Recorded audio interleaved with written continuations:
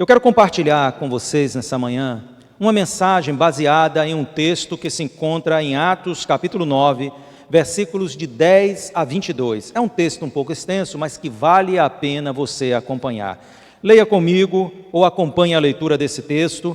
O que importa é que essa mensagem, ela entre no seu coração, porque a partir dela nós estaremos trazendo aquilo que o Espírito Santo nos quer falar nesse dia. Atos, capítulo de número 9, versículos de 10 a 22, onde está escrito: Havia em Damasco um discípulo chamado Ananias. O Senhor lhe apareceu numa visão e disse: Ananias, ao que ele respondeu: Eis-me aqui, Senhor. Então o Senhor lhe disse: Levanta-te e vá à rua que se chama Direita, e na casa de Judas procure um homem de Tarso chamado Saulo.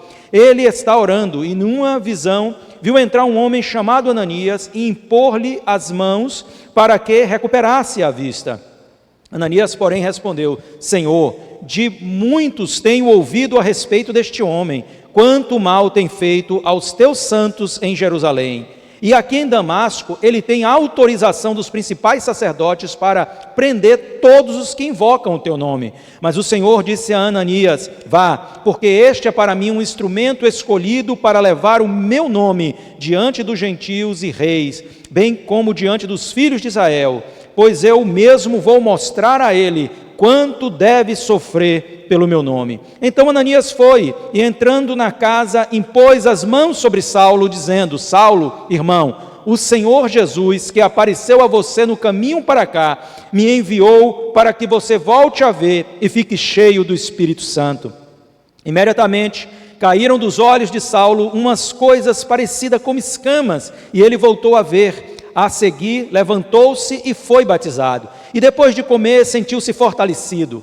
Saulo permaneceu alguns dias com os discípulos em Damasco, e logo nas sinagogas proclamava Jesus, afirmando que ele é o Filho de Deus. Todos os que ouviam Saulo estavam atônitos e diziam: Não é este o que exterminava em Jerusalém os que invocavam o nome de Jesus e veio para cá precisamente para prender e levá-los aos principais sacerdotes? Saulo, porém, mais e mais se fortalecia e confundia os judeus que moravam em Damasco, demonstrando que Jesus é o Cristo.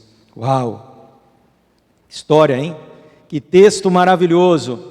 Mas eu quero chamar a sua atenção para um aspecto: quanto é importante, o quanto é fundamental a revelação, o conhecimento do propósito do Senhor para nossas vidas. Que maravilha é quando nós descobrimos o que Deus tem para nós. Qual é o projeto de Deus? Qual é o desígnio de Deus? Qual é o propósito de Deus para a nossa vida? Primeiro, porque é a única forma de nós compreendermos o plano da salvação, o porquê a graça nos alcançou. Porque nós precisamos compreender que nós não fomos salvos por Deus porque Deus nos achou assim simpáticos, sabe? Teve uma empatia assim com a nossa sabedoria, o nosso intelecto, a nossa maneira de ser, o nosso carisma, né? Que diante dos homens talvez você seja reconhecido como alguém carismático. É claro que não. Deus nos amou e Deus tem um propósito para nós. E por isso o Senhor trouxe a nós este plano para que pudéssemos, pela graça, sermos salvos mediante a fé. Também porque é importante que compreendamos que o propósito nos norteará. A partir da nossa conversão, o propósito de Deus nos norteará, para que saibamos aonde Deus nos quer levar, como Deus nos quer usar, o que Deus tem para as nossas vidas, para sermos instrumentos de edificação à igreja, para sermos de canais de bênção a outras vidas. Nós vamos descobrir aspectos do propósito do Senhor para nós, que são aspectos genéricos, que alcançam a vida de todos os cristãos, mas existem também aspectos do propósito de Deus que são pessoais, que são particulares, que dizem respeito a especificidades de Deus para a nossa vida, chamado, algumas coisas mais específicas, e isso vai nos nortear. E em último lugar, porque quando não compreendemos, e eu quero chamar a sua atenção para isso, quando não compreendemos o propósito de Deus para a nossa vida, seremos guiados por crenças, sentimentos e influências erradas. Eu quero repetir isso para você. Quando não somos guiados pelo propósito de Deus, seremos guiados por crenças, sentimentos e influências erradas. Olha para a vida de Paulo. Paulo, mesmo sendo um judeu religioso, um judeu devotado, aquilo que eram as suas crenças, e obviamente nós temos que aqui fazer todas as ressalvas quanto à lei, porque a lei foi dada por Deus, e a lei era uma coisa boa, mas estes homens transformaram a lei de Deus em algo pesado, em algo que escravizava, em algo que oprimia. E como disse Jesus a um grupo destes líderes religiosos: vocês não querem levar essas cargas que vocês impõem aos homens, nem sequer com o menor de seus dedos, mas vocês fazem esse jugo pesado sobre ombros de outras pessoas. E Paulo, ele não tinha a menor ideia, mesmo sendo um judeu religioso, de qual era o propósito do Senhor para a sua vida, e por isso ele perseguia a igreja de Jesus, e por isso ele vivia a buscar aqueles que professavam essa fé para os oprimir. Ele não tinha a ideia de que fazendo isso, estava combatendo contra a própria vontade desse Deus. Por isso nós estamos vendo tantas distorções na vida de Paulo. Nós estamos vendo distorções apresentadas na sua forma de crer e na sua forma de agir, porque ele não conhecia qual era o propósito do Senhor para a sua vida. Olha só como isso é interessante.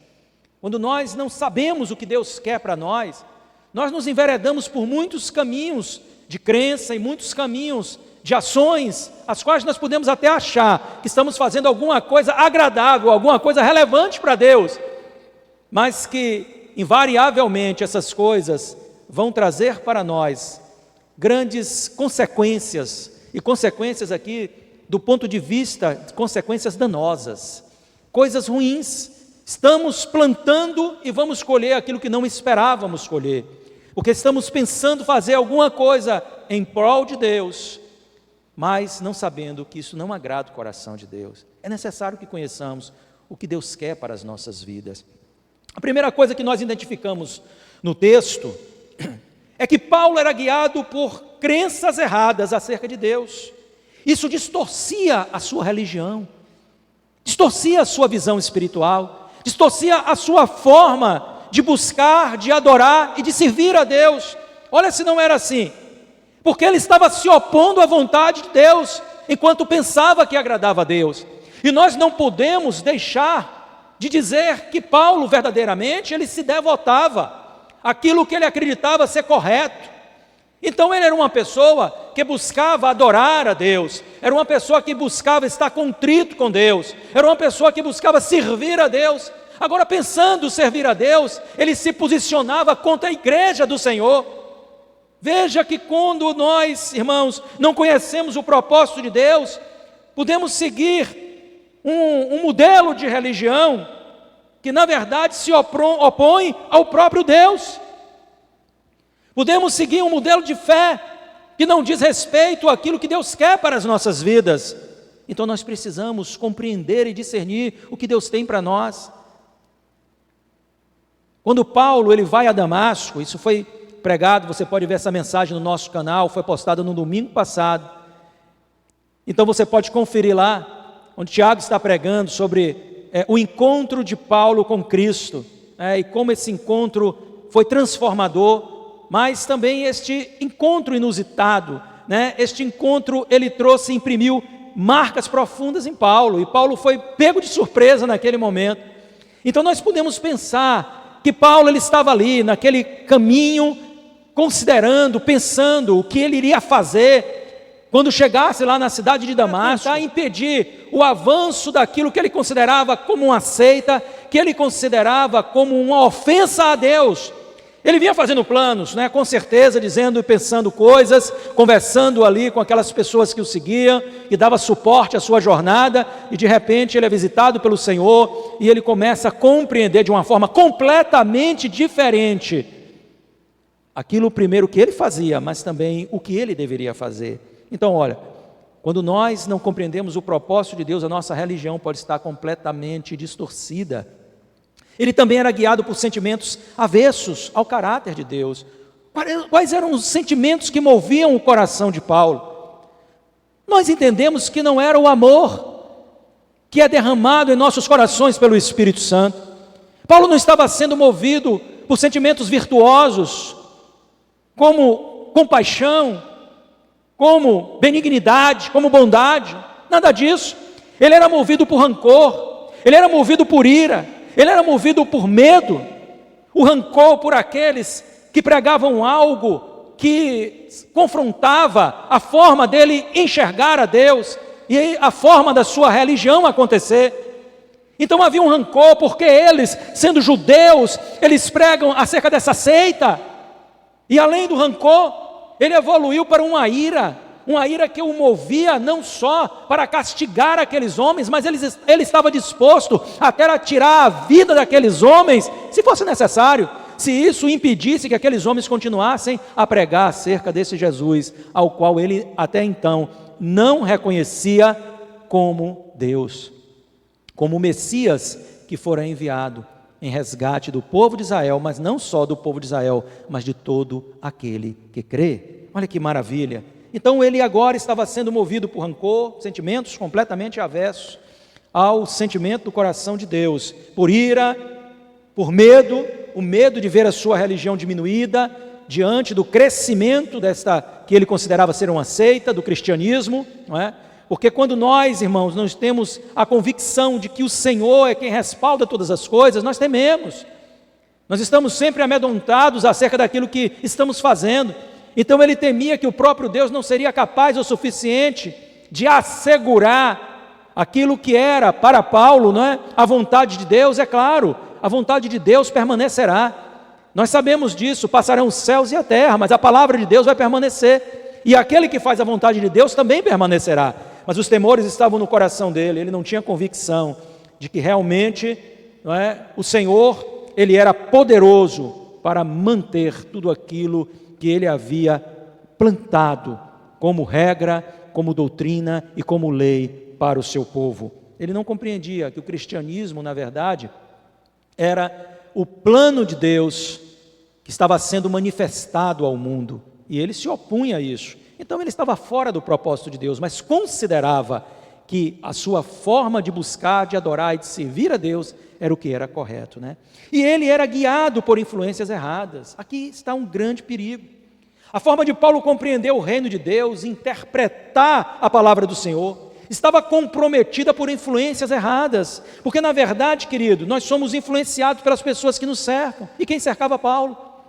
Aqueles religiosos, aqueles mesmos que Jesus, há anos atrás, tinha estado com eles, tinha estado em um embate frequente com eles, porque eles distorciam a forma como Deus se revelou. Eles entendiam a religião de uma forma errada, adaptando, né, a sua própria vontade, aquilo que lhes interessava, mas é certo que eles influenciavam a muitos, e muitos os seguiam, porque acreditavam que aquela era a maneira correta de servir a Deus. E Paulo foi mais um desses casos.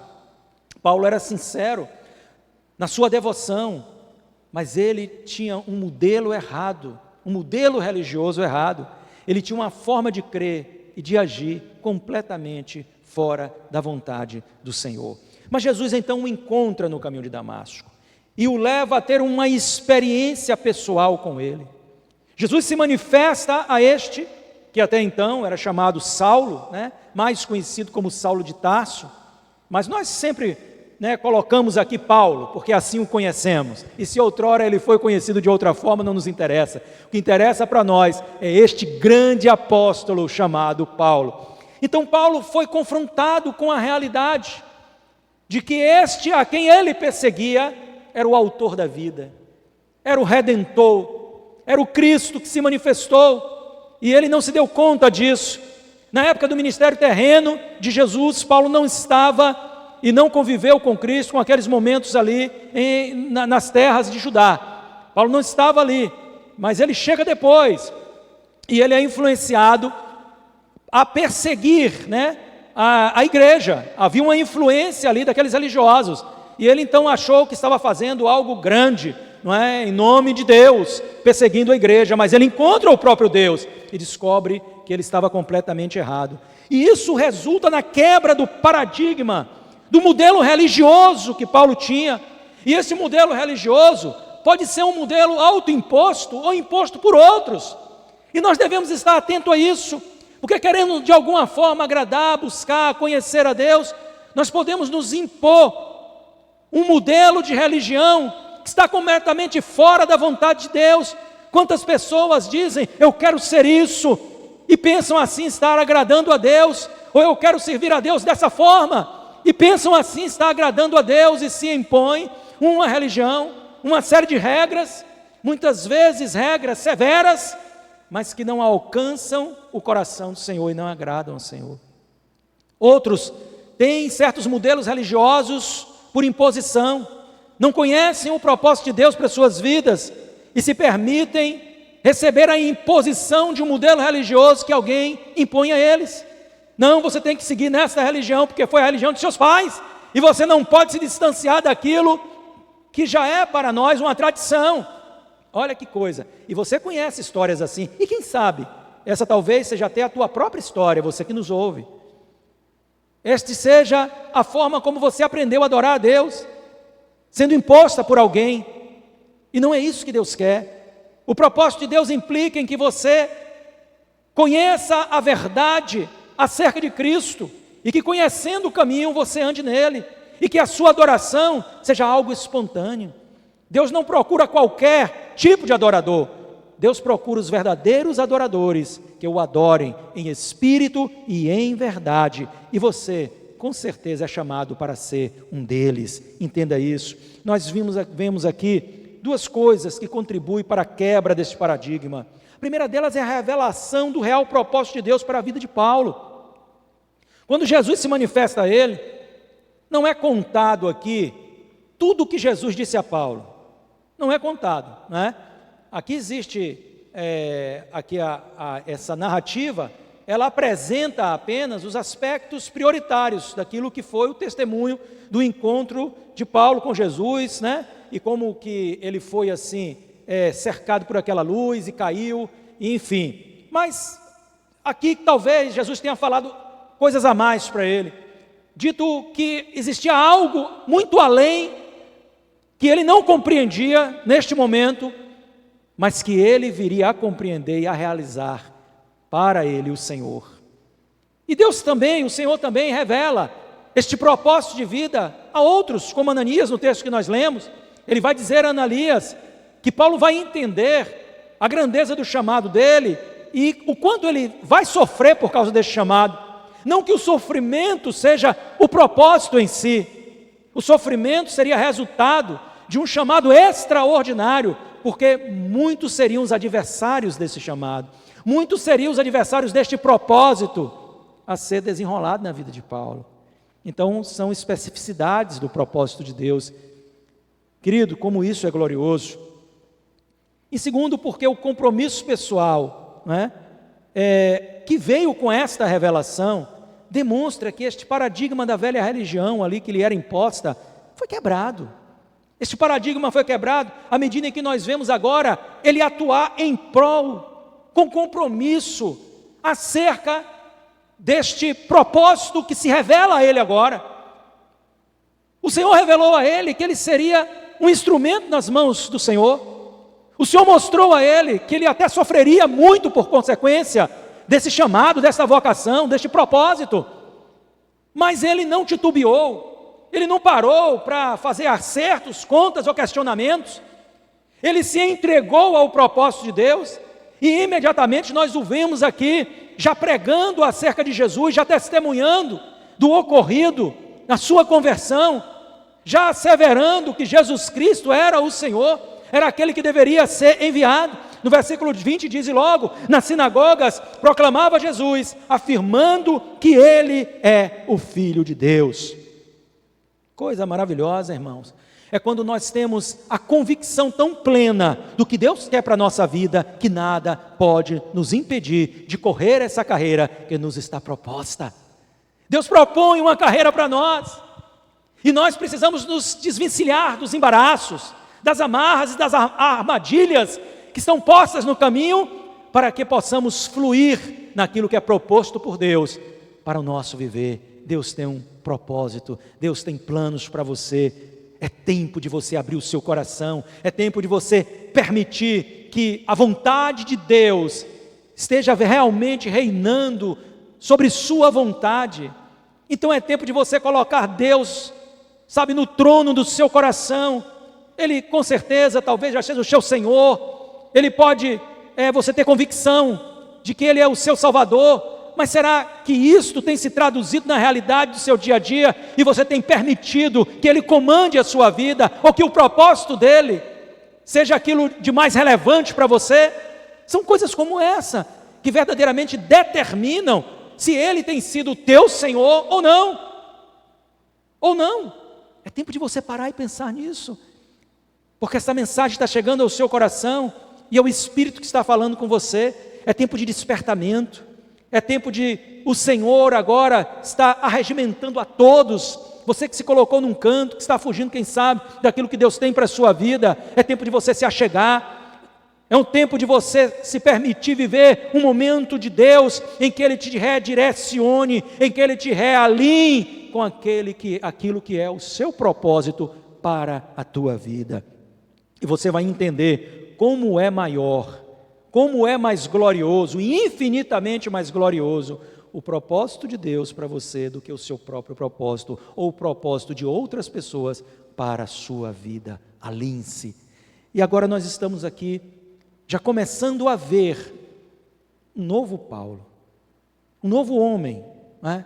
Este Saulo, que agora chamado de Paulo, está ao serviço do Senhor, e ele se empenha. Nós lemos aqui no início, no final do texto, os versículos 20, 21, nos versículos 21, as pessoas estavam duvidosas, não é? Este não era aquele perseguidor. E no versículo 22, na finalização do texto que lemos, diz: Saulo, porém, mais e mais se fortalecia e confundia os judeus que moravam em Damasco, demonstrando que Jesus é o Cristo.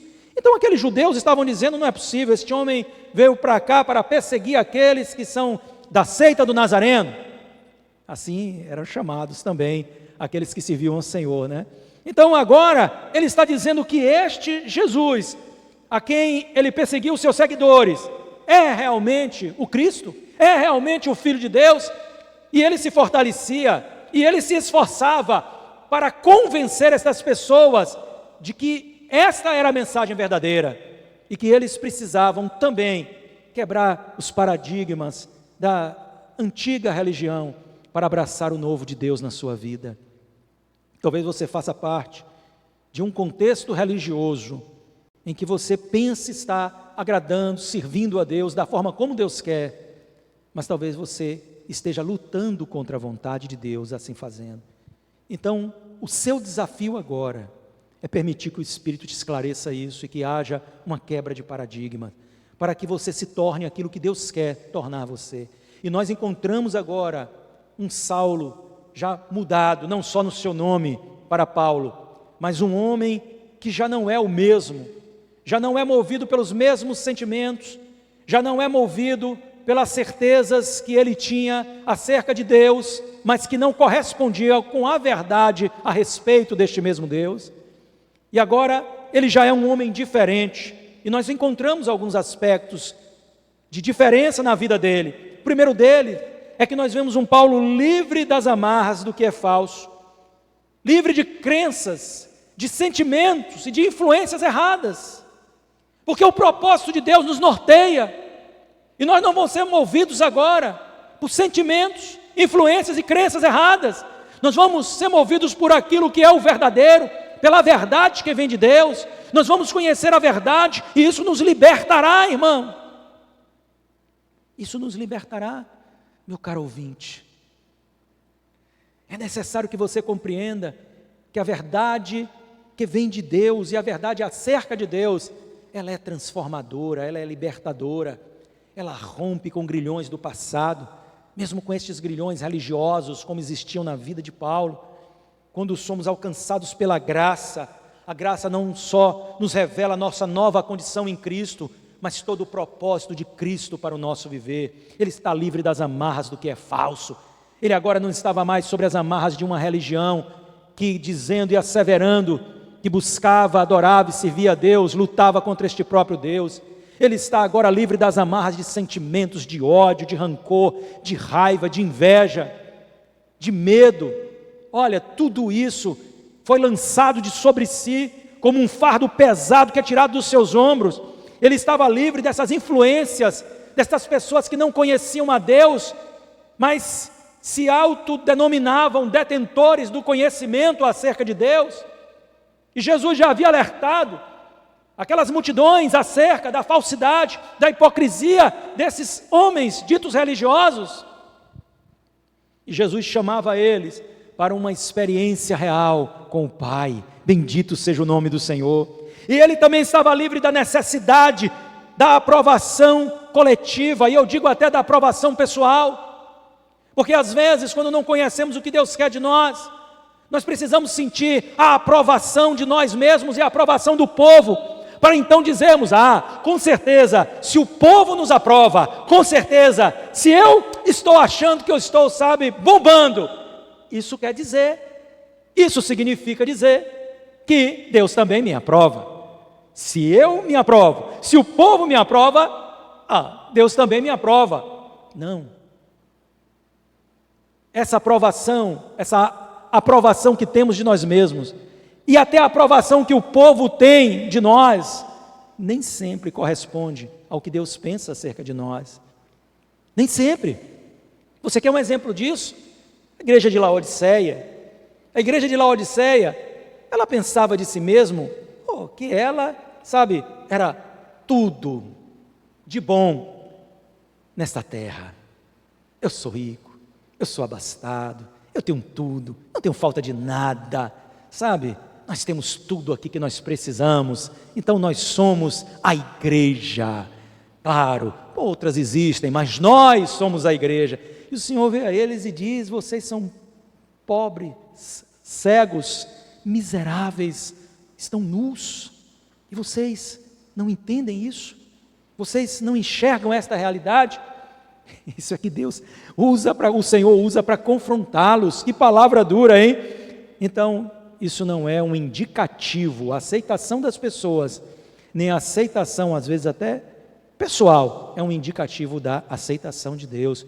Quantas pessoas têm milhares, até mesmo milhões de seguidores, e não são seguidos de perto por Cristo, pelos olhos do Senhor, pelo amor do Senhor, porque eles estão tão distantes como qualquer pecador pode estar de Deus, como qualquer pessoa que não entende a vontade de Deus para a sua vida está do Senhor. Mas eles têm seguidores, pastores, milhões até, e daí? E daí?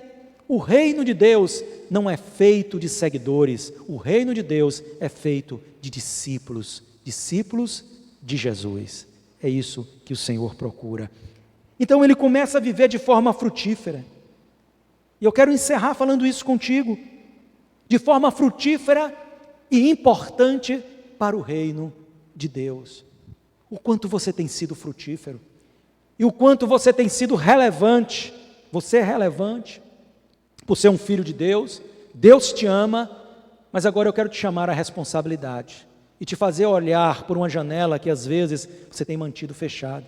O quanto você tem sido relevante para o reino de Deus. O quanto você tem sido relevante para influenciar este mundo perdido aí fora. O quanto você tem sido relevante para influenciar as pessoas que estão ao teu redor. O quanto você tem sido relevante para a edificação da tua congregação, da tua igreja.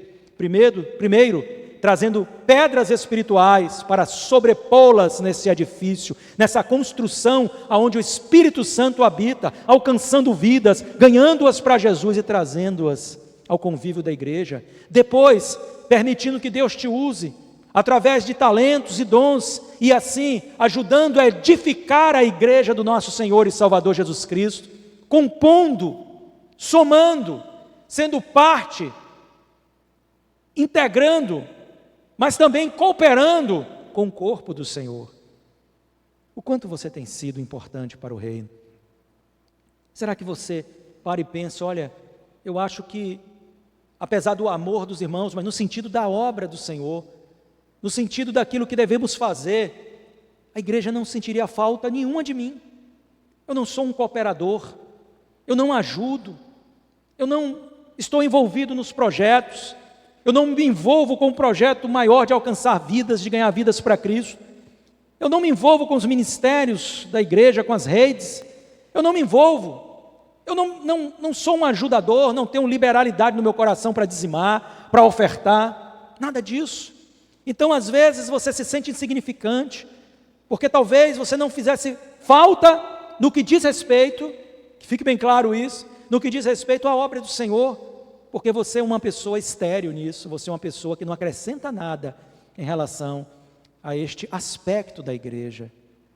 É claro que você é muito relevante, porque você é um filho de Deus, porque você é parte de nós, mas quem sabe esse jugo seja sobre sua vida, e você esteja se vendo de uma forma irrelevante, porque você não tem cooperado com nada.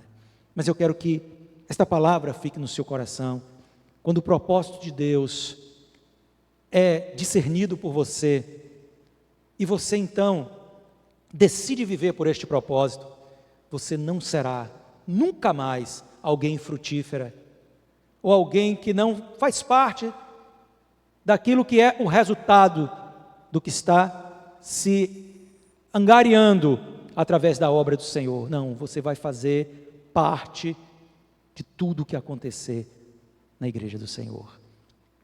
Você se torna frutífero, e Paulo começou a se enxergar frutífero, porque ele abraça com compromisso, com fidelidade, aquilo que Deus revela para ele acerca do propósito para a sua vida. E abraçando com fidelidade, ele que era um perseguidor, ele que estava ali para diminuir, ele que estava ali para destruir, ele que perseguia a igreja para impedir o avanço da igreja, agora ele é alguém que soma, ele é alguém que ajuda no avanço, ele já não puxa a corda para o outro lado, mas ele puxa a corda para o lado da vontade de Deus, do propósito de Deus, e ele soma forças com o corpo do Senhor. É isso que nós esperamos de você, é isso que Deus espera de você.